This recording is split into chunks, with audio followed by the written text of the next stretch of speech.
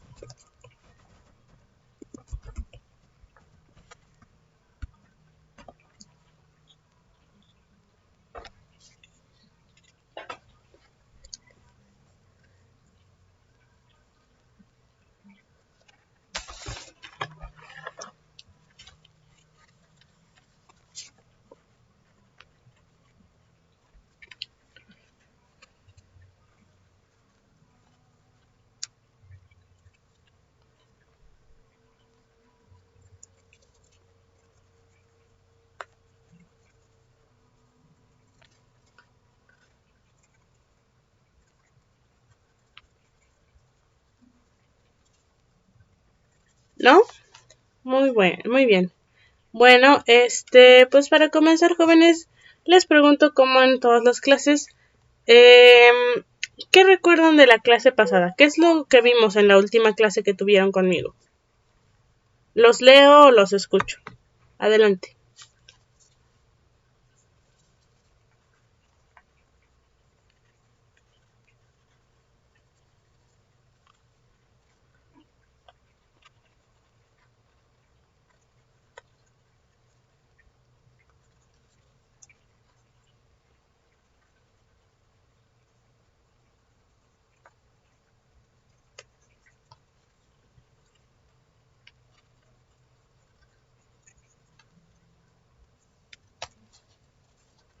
Ok, vimos los tipos de clima. ¿Qué más?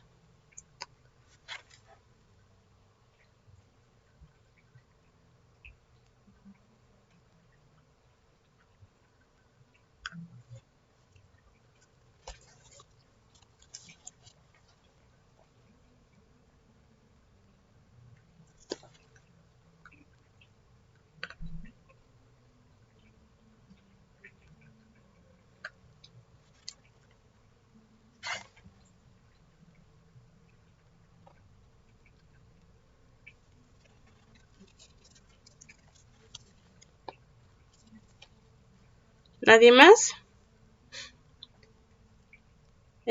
Por cierto, ¿alguien está compartiendo pantalla con alguien más? ¿Están compartiendo dispositivo para tomar clase o están todos tomando clases de manera individual?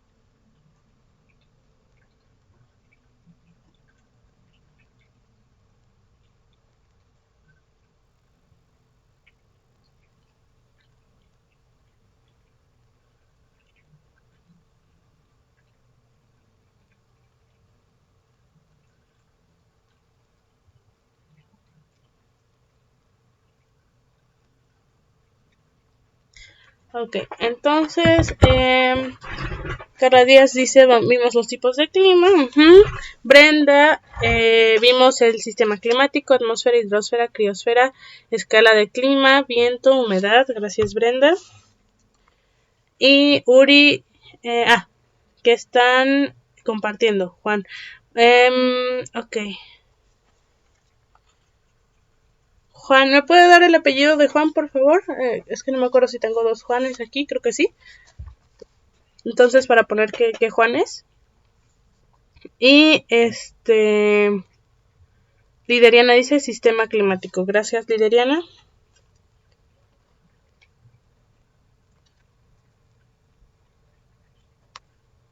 Ok. Bien. ¿Hay alguna duda hasta el momento de lo que vimos? Rápidamente voy a abrir la presentación de la vez pasada y vamos a pasar a lo que a los ciclos biogeoquímicos, ¿sale?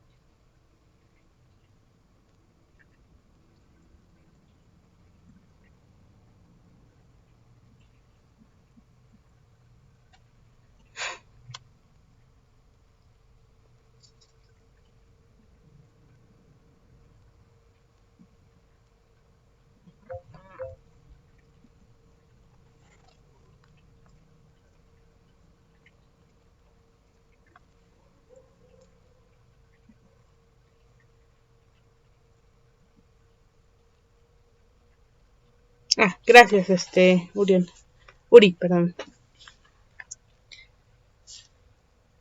Juan Manuel Cruz. Gracias. Y también ya acabo de entrar Lisette, ¿no?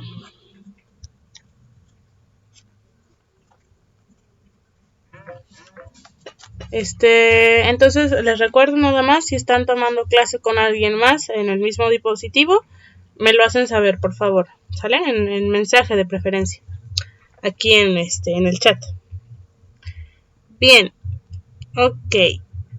Entonces, como ustedes mencionaban, la última clase que tuvimos vimos el clima, ¿no? Estábamos terminando de ver el clima y sus aspectos, sus características y qué es lo que determina el clima, ¿no? Ok, vimos la diferencia entre tiempo y clima. El tiempo es algo más momentáneo y depende obviamente de qué clima sea. Y el clima es algo como más a largo plazo, ¿no? Es decir, qué tiempo suele ser el más común en alguna región. Y entonces, obviamente vamos a saber qué tipo de clima es tomando datos del tiempo a lo largo de, a lo largo del tiempo, mínimo unos meses. Pero obviamente el tiempo va a depender de qué tipo de clima sea, es decir, no puede estar nevando si es un clima tropical. Bien. Vimos el sistema climático, como mencionaban sus compañeros, de qué depende el sistema climático y qué tiene que ver en el sistema climático, pues vimos que son varias cosas, ¿no? La atmósfera, la hidrosfera, criosfera, recordemos la parte de del agua congelada en nuestro planeta, grandes masas de agua congelada, la superficie terrestre y la biosfera, ¿no? La superficie terrestre es la litosfera, y bueno,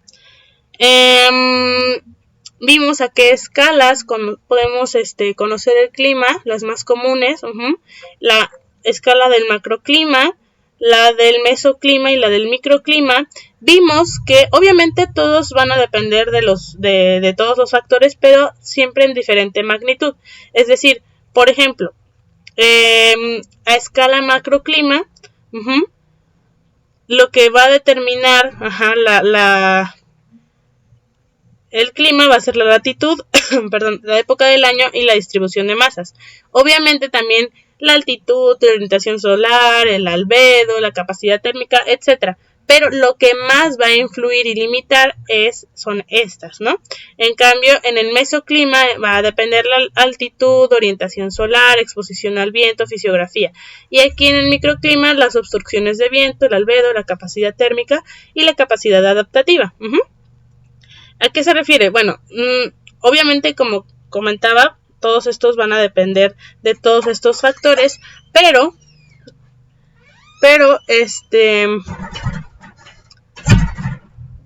el que cambie de un clima a otro, que digamos que es un clima diferente de otro, va a depender en el mesoclima más de estos factores, en el microclima más de estos factores y en el macroclima va a depender más de estos factores que de los demás. Bien, vimos algunos instrumentos con los que se suelen medir. Obviamente son diferentes dependiendo de la escala y la precisión que se necesite, que queramos, que pretendamos obtener. Vimos los elementos y factores de clima, como les comentaba. Es decir, los elementos son como las variables, las características del clima, y los factores van a ser aquello que va a modificar el clima, de lo que va a depender el clima. Entonces, bueno, de los elementos del clima son la insolación, precipitación y nubosidad, temperatura, presión atmosférica, viento y humedad. Y lo que va a influir en el clima, lo que lo va a modificar o de lo que va a depender, son estos factores de clima, como lo son la latitud, la orografía y altitud, la continentalidad, corrientes oceánicas, circulación atmosférica y la vegetación. Vimos entonces cuáles son los elementos del clima, cómo medimos algunos, de qué dependen, etcétera, ¿no? Y después vimos los factores de clima, y cómo intervienen en nuestro sistema climático.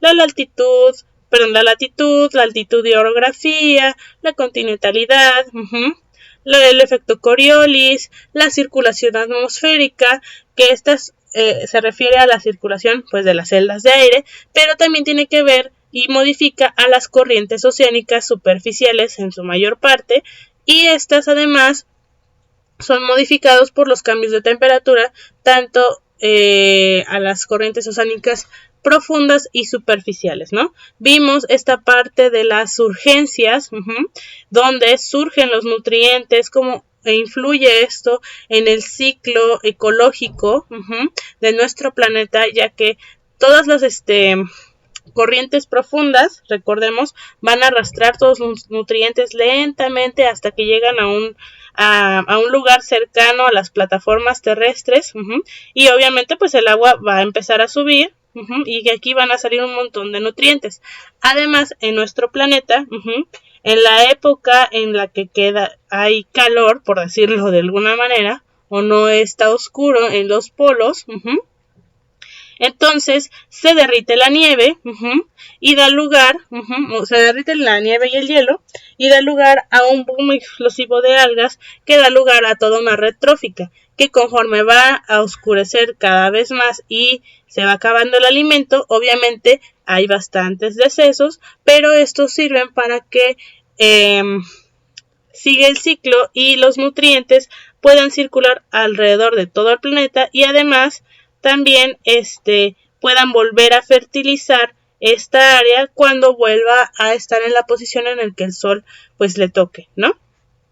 ¿Qué más? Y bueno, veíamos que pues empezábamos con las microalgas, el fitoplancton, que luego se lo comía el zooplancton, que son los microorganismos animales, como el krill, etcétera, y estos alimentaban a peces más grandes, a ballenas, etcétera, y estos cada vez iban alimentando a peces más grandes, a otros mamíferos, a otros octápodos, etcétera, etcétera, todos los demás organismos acuáticos de nuestro planeta. Y obviamente este ciclo de nutrientes también va a afectar la parte terrestre, ¿no? Vimos finalmente que la vegetación es bastante importante también para modificar el clima.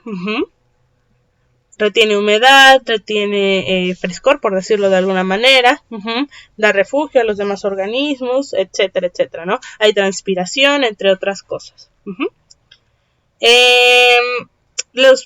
al final vimos la clasificación de climas, que depende básicamente de 2 o 3 letras. Al clima, según Köppen, lo dividió en, y bueno, también Jaeger, lo dividió en 5 letras, A, B, C, D y E, y cada vez íbamos del grupo A, que es lo más húmedo y cálido, a lo más seco y frío. Entonces el grupo A es los climas tropicales, el B los secos, el C los climas templados, el D climas continentales con inviernos muy fríos y el E con climas polares. Y luego veíamos que este sería el clima principal, la letra mayúscula, la primera letra, y luego teníamos otras letras donde dividían entre en qué momentos era la época de más o menor lluvia, dependiendo del clima principal del grupo, y además si es cálido o frío, ¿no? Entonces veíamos que en el grupo A tenemos que son climas tropicales, pero puede ser clima tropical ecuatorial, monzónico o de sabana, dependiendo de cuándo, de cuánta lluvia cayera y en qué temporada. En climas secos, pues bueno, teníamos que es estepario o desértico, lo mismo, dependiendo de qué cantidad de agua caía, y además dependiendo de la temperatura más común, si es menor o mayor a 18 grados Celsius. Después teníamos el clima templado, que los dividíamos en primero 3 variantes, si tiene un verano seco, o el que es seco es el invierno, o es húmedo todo el tiempo. Y además veíamos si es subtropical, templado o frío, dependiendo de la temperatura que estuviera la mayor parte del año. Después, al final vimos, en penúltimo vimos a los grupos, al grupo D, los climas continentales con inviernos muy fríos. Y bueno, teníamos que estaba la, ¿cómo se llama? La alternativa de que fueran inviernos extremadamente fríos.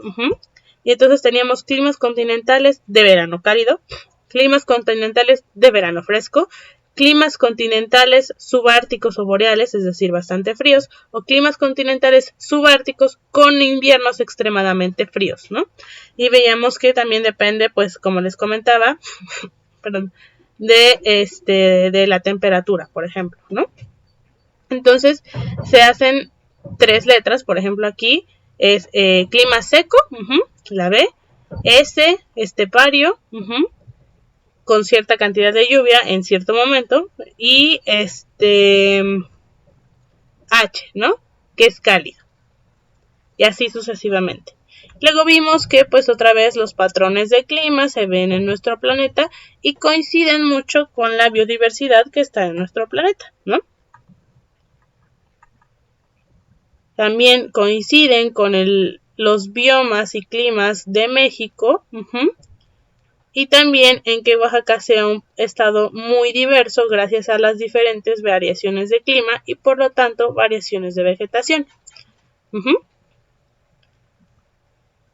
¿Hasta aquí hay alguna pregunta, comentario, aclaración?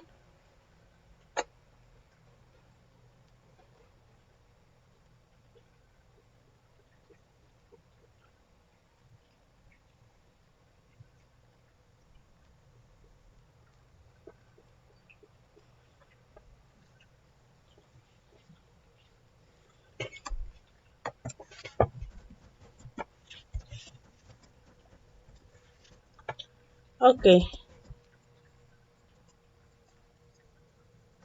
Muy bien. Bueno, jóvenes, entonces, disculpen, entonces, bueno, ya vimos la parte del clima, de qué depende, qué es lo que hace que sea así, y ahora también vimos la vegetación, y ahora vamos a ver los ciclos biogeoquímicos, que también tienen que ver enormemente con el clima, y el clima también tiene que ver con estos ciclos biogeoquímicos. Bien. por favor no lo busquen en internet. No hay respuestas erróneas aquí, solamente quiero saber a qué les suena. Este es un ejercicio de reflexión. No busco respuestas correctas exactamente, sino que vengan de ustedes. Entonces, ¿qué creen? Que sea un ciclo biogeoquímico.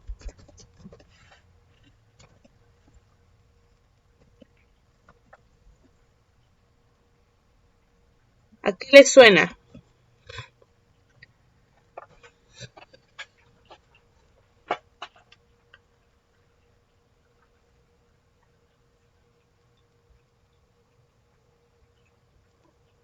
Si en algún momento les recuerdo, empiezo a ya querer pasar otra pregunta, levanten la mano para saber que ustedes están escribiendo y los espere, ¿sale?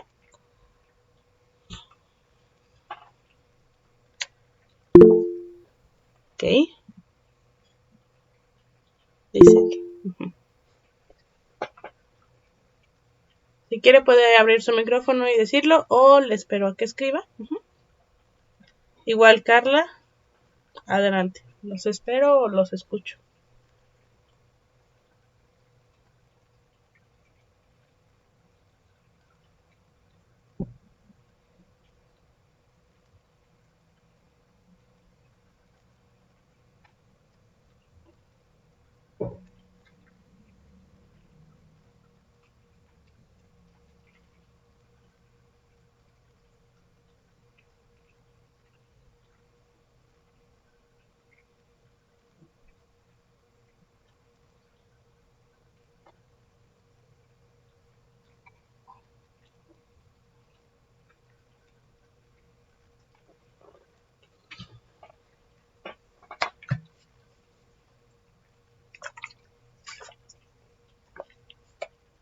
En lo que están sus respuestas, permítanme, voy por un poquito de agua, ¿sale?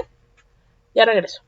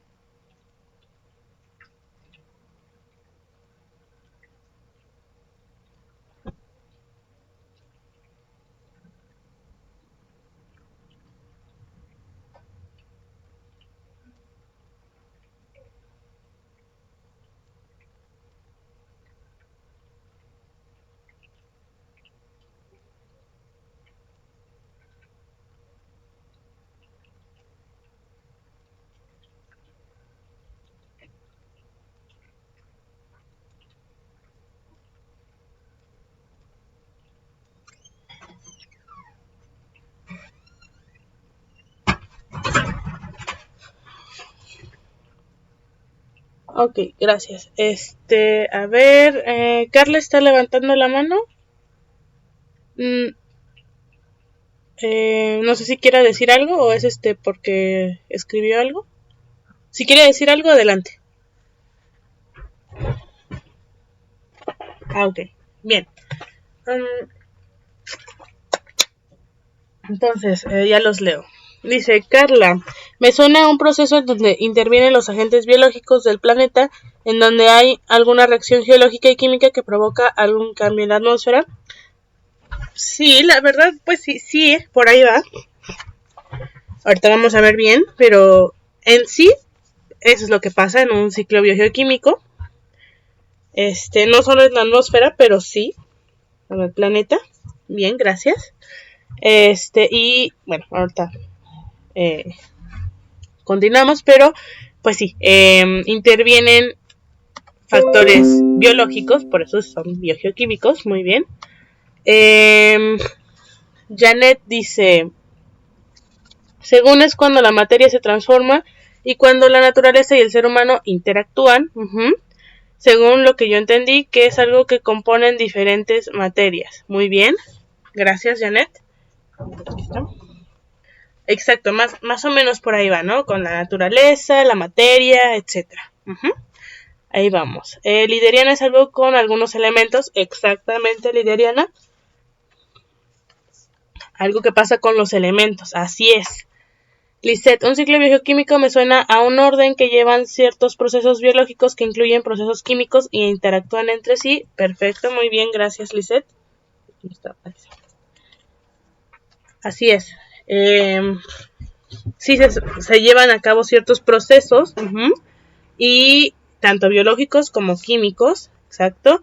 Xochitl dice, yo entiendo que es un proceso donde intervienen los seres humanos, la naturaleza y los procesos químicos. Así es, son procesos que se dan, exactamente.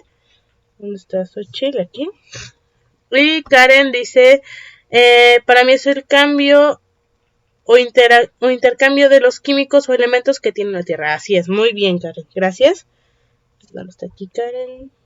Aquí está.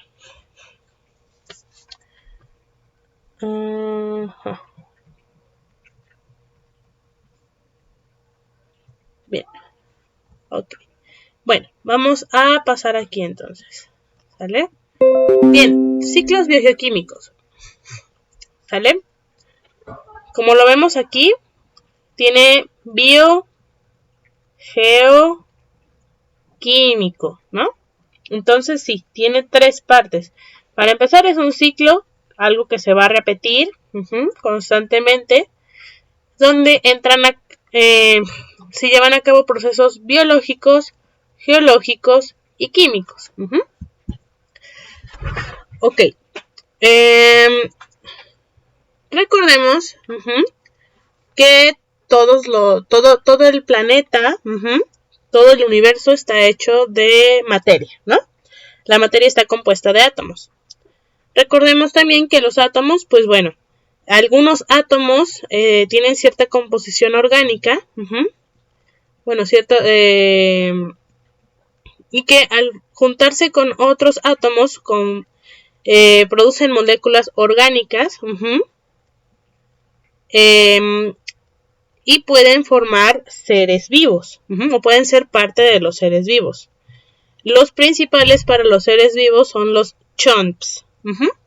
Recuerden siempre los chomps, el carbono, hidrógeno, oxígeno, nitrógeno, fósforo y azufre.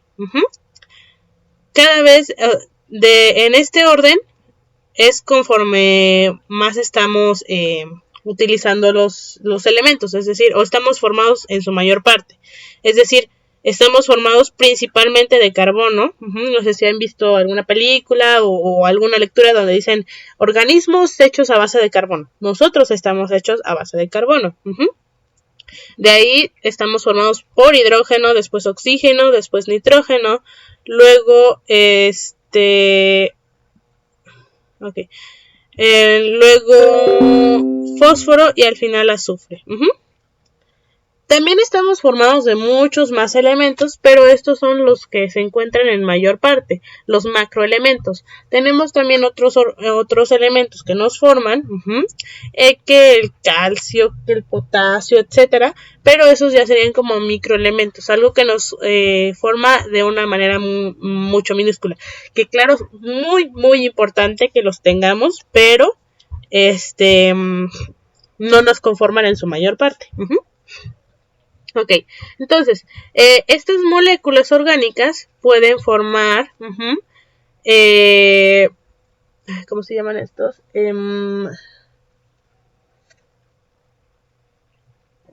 Disculpen, se llaman...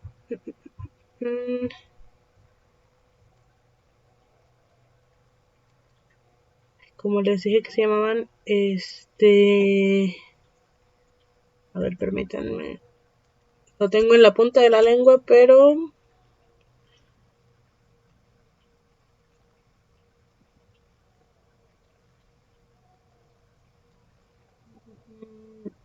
Se llaman...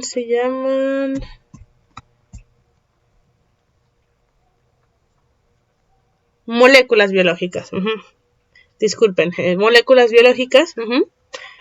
Como lo son los nucleótidos, las grasas, los carbohidratos. Bueno, aquí se los pongo, ¿no? Las proteínas, más bien, los ácidos nucleicos, los lípidos y los carbohidratos. Es decir, grasas, carbohidratos, proteínas por aminoácidos y ácidos nucleicos, ¿no? Es decir, el ADN y el ARN, básicamente, ¿no? Bien, entonces forman estos compuestos biológicos que nos forman a los seres vivos. Bien, y después si estos se juntan, pueden formar una célula, y recordemos que la célula es la unidad fundamental de los seres vivos. A partir de esta célula ya decimos que esta es un ser vivo. Si agarramos nada más un organelo, todavía no es un ser vivo. ¿Por qué? Porque no tiene todas las características que necesita un ser vivo para ser considerado como tal. Tampoco esto es un ser vivo. Es parte de, pero no lo es. Bien, algunos organismos se mantienen como células aisladas para hacer un organismo completo, pero hay células que se complementan con otras y forman organismos más complejos, como esta abeja o esta flor. Y estos organismos, pues bueno, junto con el resto del medio ambiente van a formar nuestra biosfera. Bien, entonces recordemos también que todo está conectado. Vimos que está conectado, por un lado, hemos visto que está conectado por la red alimentaria, red trófica, donde, pues bueno, los... ¿cómo se llaman estos? Los productores, primarios, son los que van a transformar la materia inorgánica en materia orgánica. Consumen materia inorgánica para transformarla en orgánica.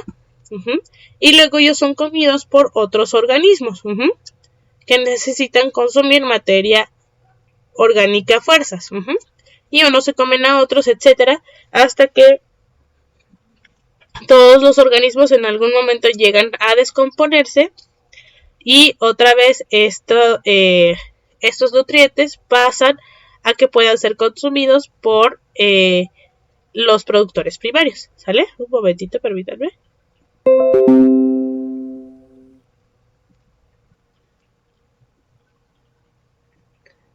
Gracias por su paciencia. Cerré el micrófono un momentito. Ando un poco agripada, entonces, bueno, ya estamos aquí de regreso. Entonces, vemos que todo está conectado. Por un lado, por la red trófica,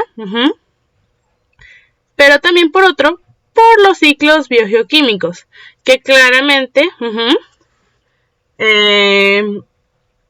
también intervienen con la red trófica. Ok, ¿qué son los ciclos biogeoquímicos y por qué son importantes entonces? Un ciclo biogeoquímico podemos decir que es la forma en cómo un elemento o un compuesto, dependiendo de qué es lo que estamos hablando. Muchas veces en la parte del agua, el agua tiene su ciclo biogeoquímico y es un compuesto, ¿no? De H2O. Pero a veces tenemos el ciclo biogeoquímico del nitrógeno. Entonces, bueno, la forma en cómo un elemento o compuesto se mueve entre sus diversas formas y lugares, entre los y lugares tanto vivos como no vivos. Entonces, Un ciclo biogeoquímico es la forma en cómo un elemento... A ver, vamos a borrar aquí. La forma en cómo un elemento o compuesto se mueve entre sus diversas formas y lugares, tanto vivos como no vivos. Como un elemento se va a mover en nuestro planeta y se va a transformar en nuestro planeta. ¿Sale? Por elementos, recordemos que es importante mencionar que es materia, no energía. Claro, la energía va a pasar en los ciclos biogeoquímicos. Cada que haya una transformación va a haber liberación o consumo de energía, utilización de alguna energía, pero básicamente estamos hablando de cómo la materia se mueve y se transforma.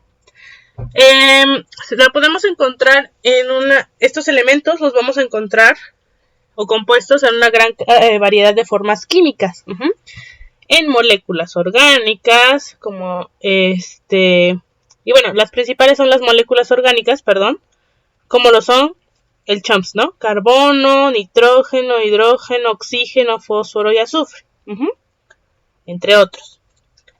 Y entonces, como les comentaba, estamos nosotros como seres vivos, seres hechos de materia a base de carbono, formados por estos elementos.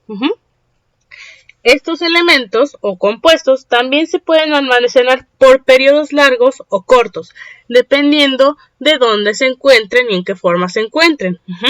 Y también dependiendo del compuesto del elemento. A veces puede ser un elemento que pase muy rápido o puede ser un elemento que pase a través de muchos miles de años, ¿no? Estos elementos se van a mover a través de tanto procesos geológicos, es decir, de la Tierra, de movimiento de la Tierra, y también con la interacción entre los organismos que existen. Cada elemento va a tener su propia ruta, pero esto no va a pasar de forma aislada.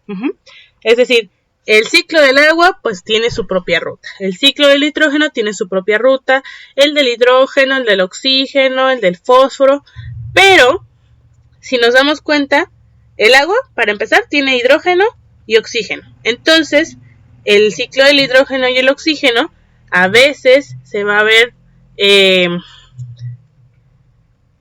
se va a encontrar el uno con el otro cuando estén en el ciclo del agua, pero a veces van a estar en un ciclo separado del otro. Lo mismo con los demás elementos. Por eso tenemos esta imagen que pues no tiene muy buena definición, pero me gusta porque aquí cada uno tiene el ciclo del carbono, que el del azufre, nitrógeno, fósforo, agua, oxígeno, etcétera, pero uno tiene que ver con otro. Vemos que se modifican unos a otros, que intervienen unos ciclos con otros. Entonces no van a pasar de forma aislada, ¿no? Sin que alteren a otros ciclos. Bien. Entonces, el primer ciclo que vamos a ver, que es el más sencillo o el que más bien el que hemos visto más veces en nuestra vida, es el ciclo del agua. ¿Quién me puede decir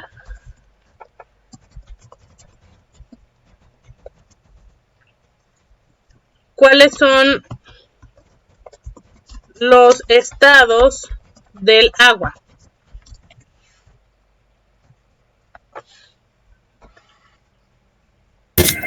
Sólido, líquido y gaseoso. Gracias. Fue Carla, ¿verdad? Sí, maestra. Okay. Bien. Ahora, ¿quién me quiere resumir? No les pido que lo explayen, pero ¿quién me puede resumir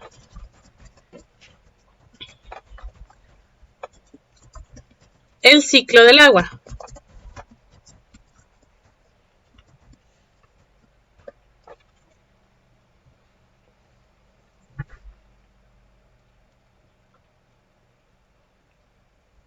Los leo, los escucho, ¿sale? Lo que veo, quiénes más están en la clase. Brenda, Janet, Marisela.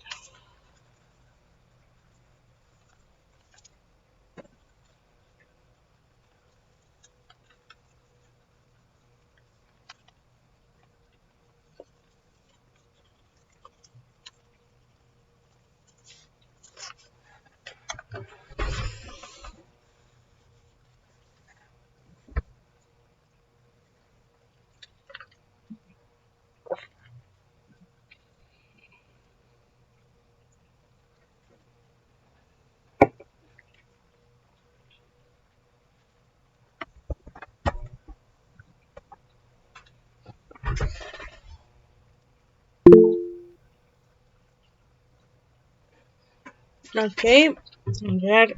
Adelante, Carla. Bueno, primeramente lo que sucede primero, pues es la evaporación, que es cuando se calienta algún cuerpo de agua, ya sea un lago, un río o cualquier otro. El agua se condensa, sube, genera las nubes y de ahí viene la precipitación. De la precipitación, pues viene la infiltración, que es cuando se absorbe en la tierra y y nutre los mantos acuíferos y vuelve otra vez a repetirse el mismo proceso. Ok, muchas gracias. Bien, gracias, Carla. Janet dice, es cuando se mueve a través de la atmósfera, a través de la evaporación, cuando se impulsa el movimiento. Ok, gracias, Janet. ¿Alguien más está escribiendo algo para tomarlo en cuenta y esperarlo?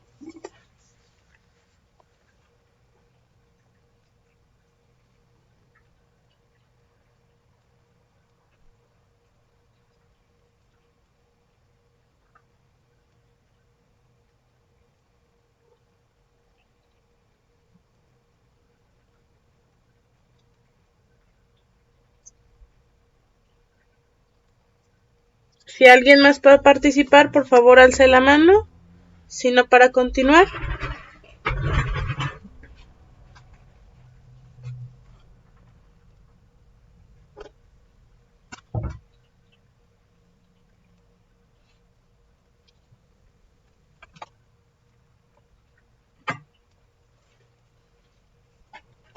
Ok, Marisela dice, el sol calienta la superficie del mar, ríos y lagos, entonces el agua se calienta y se evapora y se transforma en nubes, llueve y queda el suelo otra vez. Gracias, Marisela. Okay. Uri dice, cuando se evapora y forma nubes, se evapora y forma nubes, de ahí en forma líquida y cuando se congela en forma sólida. Gracias, Uri. Bueno, ¿fue Uri o fue Juan Manuel?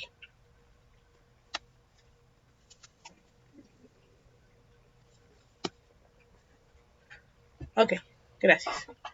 Bien, muy bien, jóvenes. Pues sí, básicamente todos conocemos pues nuestro ciclo del agua, ¿no? Vamos a empezar con él ya que pues es el que conocemos más y relativamente podríamos decir que el más sencillo y además uno de los más importantes. Claro, todos los ciclos son muy importantes, eso hay que tomarlo en cuenta, ¿no?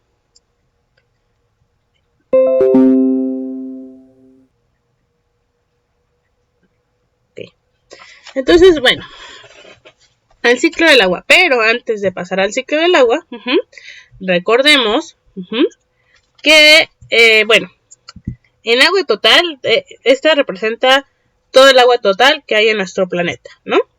De todo el agua que hay en nuestro planeta, recordemos, el 97.5% es agua salada.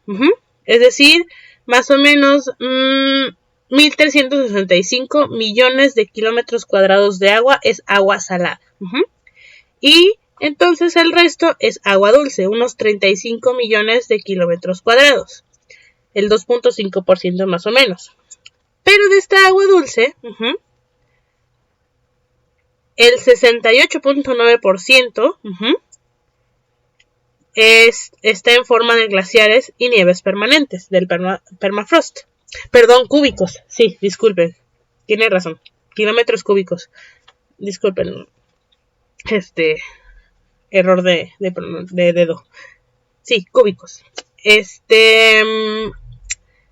Después, el 30.8% está en forma de agua subterránea, que puede ser tanto la humedad del suelo, la tierra mojada, húmeda, no seca, agua de pantanos, y el permafrost, que es como tierra congelada, ¿no? Pero estas son nieves permanentes y glaciares y aparte es el permafrost. Y de esto, nada más el 0.3% se encuentra en ríos y lagos. Y además hay que considerar que de esta agua, ¿cuánta agua es la que sí se puede tomar? la que es accesible, porque no sabemos, o más bien de esta agua de ríos y lagos, mucha ya está contaminada, o etcétera, etcétera, ¿no? Hoy vamos a hablar de eso en el próximo semestre cuando hablamos del manejo integral del agua. Pero bueno, esto es para darse una idea de cuánta agua hay. Ahora, también, ¿de qué tipo de agua hay, no? La mayor parte, pues obviamente se encuentra en los océanos, como vimos hace rato, no hace rato, el otro día cuando estábamos viendo lo del sistema climático. Recordemos que, pues bueno, nuestro planeta Tierra no es como esférico, tiene como muchos hoyos, es como una esfera con muchos hoyos. Y pues obviamente por la gravedad del agua va a ir hacia el centro de nuestra Tierra lo más que se pueda, pero va a tomar la forma redonda, ¿no? Porque va a estar pareja. En fin, hay mucha tierra que está cubierta pues por agua, pero esta agua pues es salada y solamente una pequeña parte está en otra forma. Bien, ahora también recordemos el problema con el cambio climático, con el calentamiento global. Podríamos decir, recordemos que pues bueno, con el calentamiento global estos glaciares y nieves permanentes, pues se derriten y ya podemos tomar el agua, ¿no? Tomar el agua que sale de aquí, porque esto es agua dulce. Pero, aparte de que genera este problema entre que hace que no, en vez de que reboten los rayos solares, los rayos de calor, más bien se absorban más por el color, por las ondas y el color, toda esta agua de glaciares y nieves permanentes se va a derretir en el agua salada. ¿Y qué pasa si nosotros tenemos un vaso con agua a la mitad y a esta agua es agua salada? Tiene una cucharada de sal, ¿no? En un vaso que está a la mitad. Ok. Tenemos nuestro vaso a la mitad y tiene sal, ¿no? Pues obviamente esto es agua salada, ¿no? Sabe a sal. Entonces, ¿qué pasa si le echamos un poco de agua acá? Agua de la llave, agua que no está salada. Pues obviamente esta agua se va a combinar con el agua que ya estaba salada y va a seguir siendo agua salada. Puede que sea menos salada, pero va a seguirlo siendo. Aquí, ¿cuál es el problema? Pues bueno, imaginémonos que este es el vaso. Esta es la gráfica. Esta es toda nuestra agua. Y aquí está llena por pura agua salada. Agua muy salada. Y entonces se derrite y le echamos agua dulce. Pero esta agua dulce no siquiera va a ser la mitad, va a ser un poquito. Muy poquito. Entonces prácticamente ni siquiera se va a alcanzar a percibir el agua dulce en la agua salada y más que nada pues esta agua dulce se va a perder. Va a convertirse en más agua salada. Entonces pues bueno, no hay ni qué hacer con el agua que se derrite de los glaciares. Bien, ok. Recordemos que cuando ahorita estábamos hablando de los ciclos biogeoquímicos hablábamos de que pues bueno, es como la materia, los elementos van a pasar alrededor de nuestro planeta con diferentes procesos y de diferentes formas. Durante estos procesos y estas formas, durante estos procesos a veces se pueden mantener en una forma durante más tiempo que otros. Por eso dice se pueden almacenar en periodos largos o cortos. Entonces lo mismo ocurre en nuestro ciclo del agua. Bien. Ok. Entonces, para empezar, generalmente cuando hablamos del ciclo del agua, sí decimos empieza en el océano cuando se evapora. Algo importante que mencionar, más que nada es un tecnicismo, pero sí es importante, es que cualquier ciclo biogeoquímico no tiene un inicio. Porque es un ciclo. Un círculo no tiene un inicio. cualquier lugar podría ser el inicio. Entonces, lo mismo con el ciclo. Pero tomamos muchas veces de referencia los océanos que se empiezan a evaporar. Entonces, bien, tenemos el agua de nuestros océanos. Se evapora gracias a la acción del sol. Se calienta lo suficiente para que el agua se evapore. Y luego viaja este vapor de agua a través de nuestra atmósfera. Como vimos ahorita, cuando vimos el clima, ¿no? Este vapor caliente sube y viaja, ¿no? Y conforme va viajando en la atmósfera, se va enfriando. Conforme se va enfriando, esta agua se va a condensar, va a empezar a acumularse, a segregarse, hasta el momento en el que sea tal la acumulación y el peso, esté tan condensada, esté tan desevaporada, por decirlo así, porque el gas, pues las moléculas están muy separadas, entonces se van a empezar a juntar y empiezan a tomar más peso. Y conforme van tomando peso, la gravedad empieza a afectarles y van a empezar a bajar.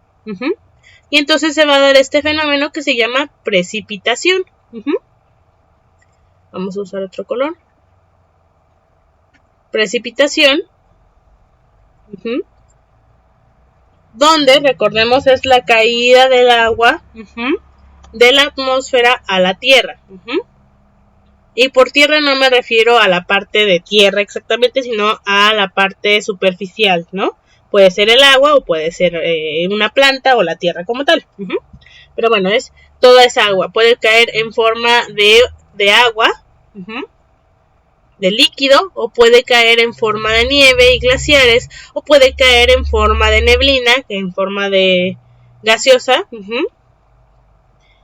etcétera, etcétera. Entonces, una vez que baja, puede precipitarse en un lugar alto, y entonces irse escurriendo. Los escurrimientos van a ir formando cada vez corrientes más grandes, ríos más grandes, que en algún momento pueden desembocar en un lago o finalmente desembocan al mar. También puede llegar a precipitarse en la superficie terrestre y entonces queda en la tierra húmeda, y entonces la vegetación empieza a absorber esta humedad. Y en algún momento esta humedad, al momento del intercambio gaseoso de las plantas o al momento del intercambio gaseoso de los animales o de cualquier ser vivo, cuando respiramos, este vapor va a volver a subir o se va a volver a condensar y va a volver a caer. Lo que pase primero. Si se enfría lo suficientemente rápido, va a volver a caer, pero si no se enfría lo suficientemente rápido, va a subir hasta la atmósfera más alta, a una parte de la atmósfera un poco más alta, para que vuelva a su ciclo de nube. Bien.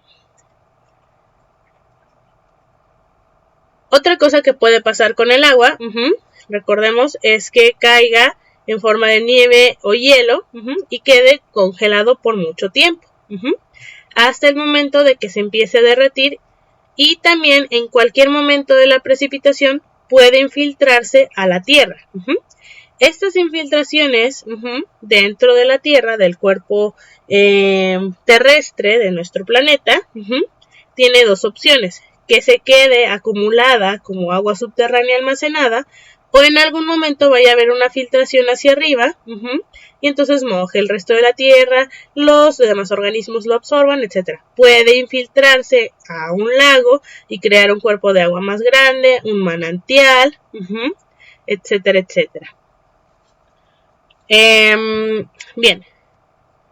También existe la sublimación y la desublimación, cuando de gaseoso pasa directamente a líquido, de gaseoso directamente a sólido, o al revés, de sólido directamente a gaseoso, como el hielo seco. Y entonces, pues bueno, esto ocurre por cambios de temperatura bastante extremos, cierta cantidad de humedad, etcétera, ¿no? Disculpen. Ok. Y entonces, bueno, finalmente el ciclo va de que se evapora, como decían ustedes, se condensa y cae nuevamente y luego se maneja en la Tierra durante un tiempo, puede ser corto o largo, hasta que vuelve a evaporarse y vuelve a la atmósfera y vuelve a bajar. Ajá. Bien. Ok. Ahora, en todo esto que vimos del ciclo, no todo va a tomar el mismo tiempo. El agua, las moléculas de agua, es decir, cada átomo de de oxígeno con 2 de hidrógeno, cada uno de estos átomos, de estas moléculas, no se van a mantener al mismo tiempo en la niebla, que si están en un lago, que si están en agua subterránea, o en un glaciar, o en la nieve, o en el océano superficial o en el océano profundo. Va a ser diferente el momento en el que todas las partículas de un cuerpo de agua se cambien por nuevas partículas. Es decir, en cuánto tiempo todas estas partículas que están en el lago el 19 de enero del 2024 a las 6:13 de la tarde, en qué momento todas estas partículas van a cambiarse por otras completamente diferentes. ¿Cuánto va a tardar? ¿Una hora? ¿Un día? ¿Un año? ¿10 años? ¿Un siglo? ¿Un milenio? Eso depende del cuerpo de agua. Ay, disculpen. Del cuerpo de agua. Entonces, a esto se le llama tiempo de residencia de las moléculas. En este caso es de agua. Y suele ser en promedio. Obviamente a veces se va a cambiar más, a veces menos, a veces va a ser más rápido, a veces más lento. Entonces por eso dice promedio. Ok. Un segundito, jóvenes.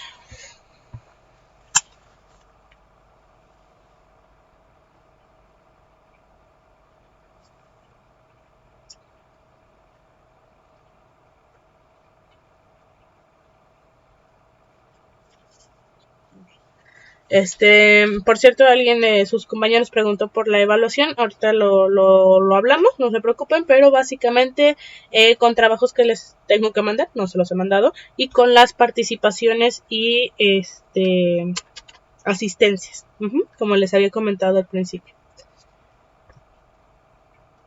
Ok, pero gracias por la pregunta, está muy, muy sensata. Bien, continuamos. Entonces, tenemos diferentes tiempos promedios de residencia en cada cuerpo de agua. Vamos a ir de lo menos a lo más. Tenemos el biosférico, es decir, dónde están los seres vivos, cuánto tiempo tarda en un ser vivo y que regrese al ambiente. Y en promedio es una semana. Esto podría decirse que cuánto tardan todas nuestras moléculas de agua de ser humano, que están dentro ahorita en nosotros como ser humano, en ser cambiadas completamente por otras, en que todas nuestras moléculas lleguen al ambiente por medio de la evaporación y otros desechos que tenemos, la respiración, entre otros, y que adquiramos nuevas para reemplazar a todas esas moléculas, obviamente. Entonces en seres vivos es una semana. El tiempo atmosférico, en este cuadrito cúbico, en este cubo de aire, ¿cuánto tiempo tarda en que se ha intercambiado todo el cubo de aire? Más o menos en promedio 1.5 semanas. Para los ríos son 2 semanas, más o menos, porque a pesar de que son cuerpos bastante grandes, pues bueno, se mueve bastante el caudal, ¿no? O al revés, aunque se mueva tanto el caudal, pues son cuerpos bastante grandes. La humedad del suelo tarda entre 2 semanas y un año, dependiendo del lugar en el que nos encontremos. Si obviamente no se evapora mucho, pues entonces el intercambio va a ser más lento. En pantanos lleva de 1 a 10 años. Por pantanos recordemos que son estos lugares donde el agua está más quieta y son a veces un poco más pequeños, hay más vegetación. Y en lagos y otros depósitos más o menos unos 10 años.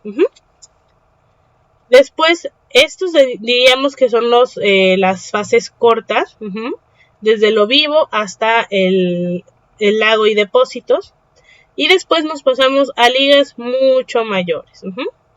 Para océanos y mares tenemos unos 4.000 años.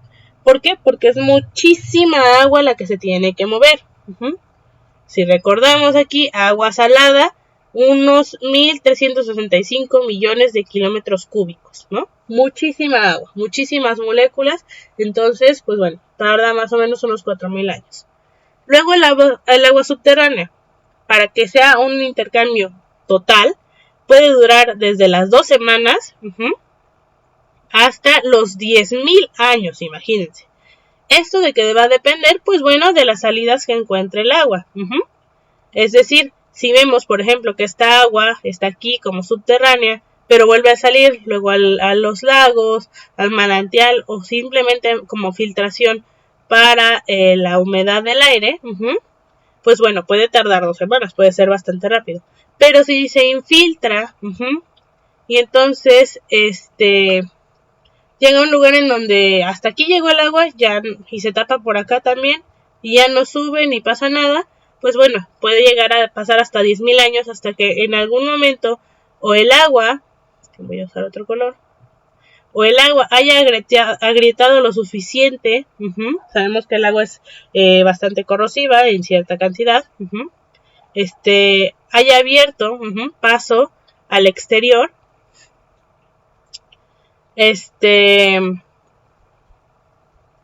o que haya un movimiento geológico que haga que pues se tenga que mover.